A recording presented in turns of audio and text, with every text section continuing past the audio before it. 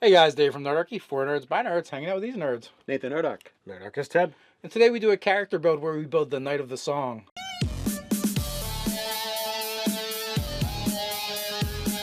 Jump down the description below, sign up where you can sign up for Nerdarchy newsletter, get weekly gaming tips, as well as learn how to game with Nerdarchy.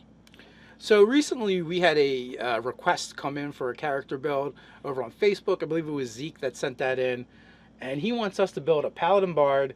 And oddly enough, we've kind of like dabbled in this many years ago in our original Ulfganya campaign setting, and essentially back then you could not multi-class paladins, but we kind of made like a rule for our campaign where if you were of a specific deity, you can multi-class from paladin into certain bard or into certain classes. And we did have one that was bard, and that was our god of beauty and music and song. It was a Fey god that was Belize, and I had come up with this idea, the Knights of the Order of the Song, and they were Paladin bards. So that would be easy to reconstruct in 5th edition. We don't have to worry about certain things anymore. But there's also a lot of other different things that you could go with, I believe, with this. So we're going to talk a little bit of some ideas. We're going to just kick them back and forth. Well, I mean, if you're talking about Belize, that's a nature deity, that's a Fey deity. This would absolutely, easily work into an Oath of the Ancients. If you didn't want to make, an Oath of the Song as a separate thing. Yeah, that would absolutely work out well. Oath of the Ancients, this already has the Fey influence. I also feel like Devotion would work for Order of Knighthood as well. If you wanted to detach it from like that specific deity. Right. But I feel that if you're going with a Paladin Bard, Oath of Vengeance doesn't really feel apropos. I did have something that kind of came to mind. Like if you were going to go with like the dirge, like a dirge singer type bard, where you wanted to go a little bit darker, a little more goth, Little like Grim Reaper feel. Yeah. I think you could maybe pull something off, but yeah, it doesn't quite fit as naturally as the other two. Judge Dredd the musical. I mean, technically, this is a game where all possibilities, are there as long as you can come up with something that is justifiable.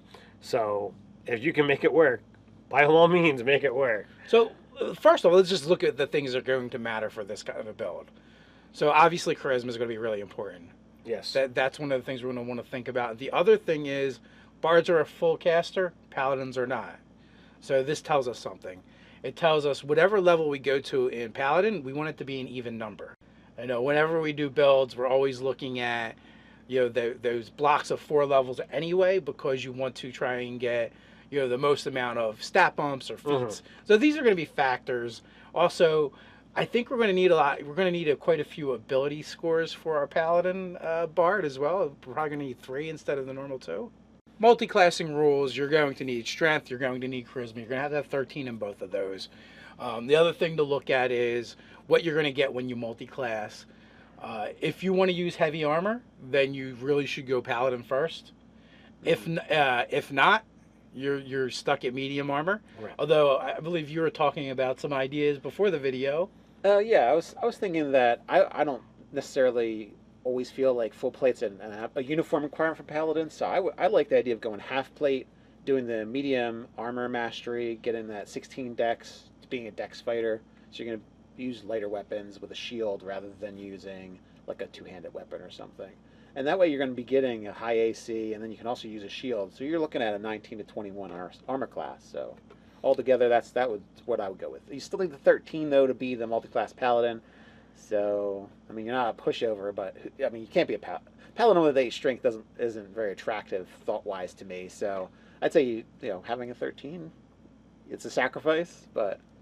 Well, all right, so let's start putting it together. Okay, so if we're not worried about doing the heavy armor, then you could literally go bard first. You're going to be more skill heavy. But that being said, if you go paladin first, you do get a bonus skill just for multi-classing into bard. So bard starts off with 4 skills, right? 3. 3? Of any.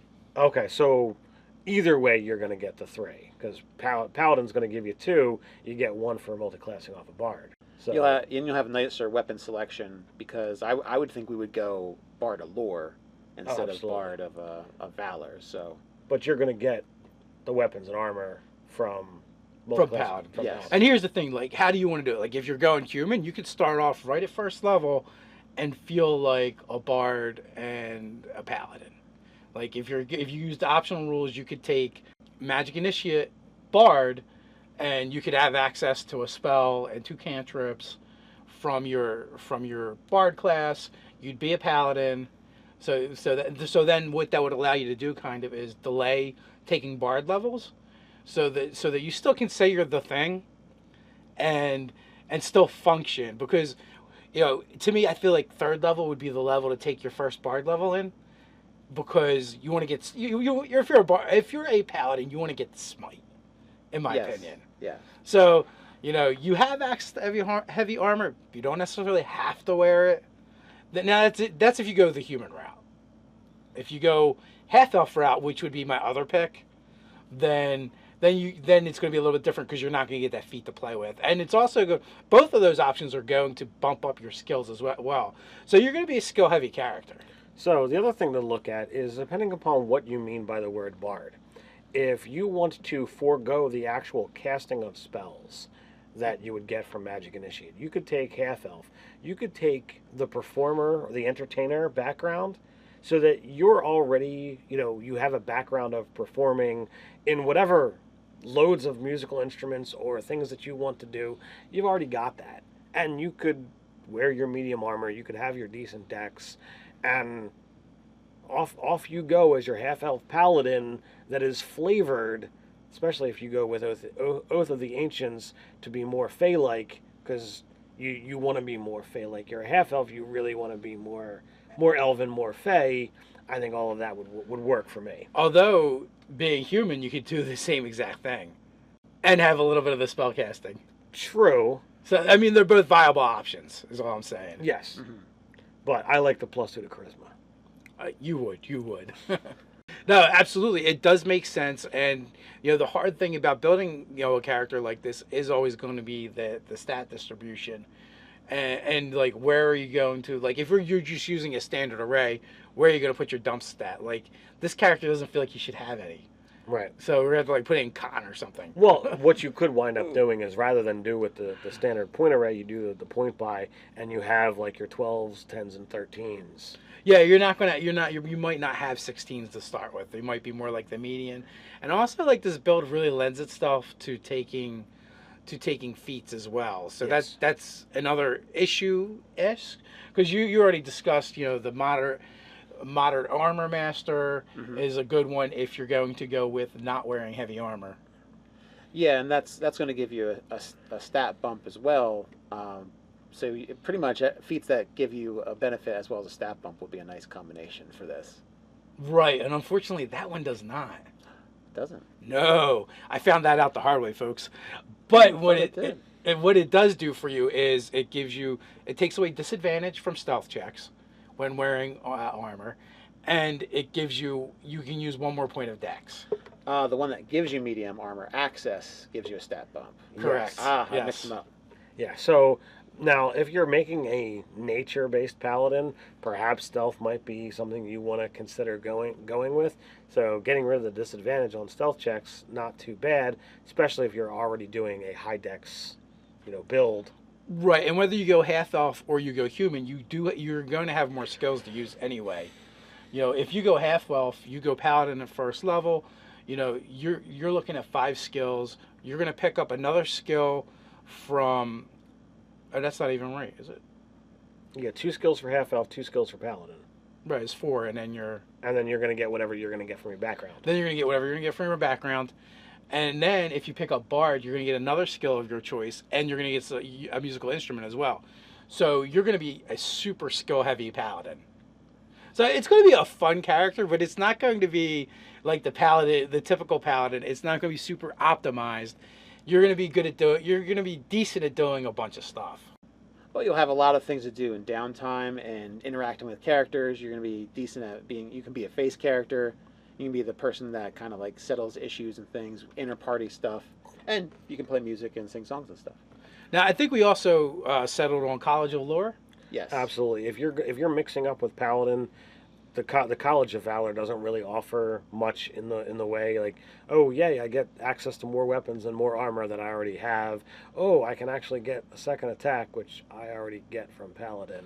You're gonna get the best stuff from being a paladin from the College of Valor already, but getting access to new spells is gonna be super helpful. The toughest part about this build as a paladin bard is going to be, do I smite or do I cast spells? Because you're going to have the options of doing both. Now, I would say if you're going high enough into being a College of Valor bard, War Magic would become a little bit more attractive because you would be able to cast spells and smite in the same round. That would be a little bit interesting, but it would take a high investment. You're talking like 14 levels of bard and then, top 6 levels of paladin. So depending on how you saw it split up, and it's probably not worth the doubling up you're going to do between Valor and the Paladin class features anyway. Yeah, I would agree with that. I'd be more like an 8-12 split, maybe 8 Bard, 12 Paladin, or vice versa. But, either way you do it, it's going to be fun. So you're leaning towards Entertainer for background? I just think, especially if you want to start off as a Paladin, Entertainer is going to give you the much more bardic feel.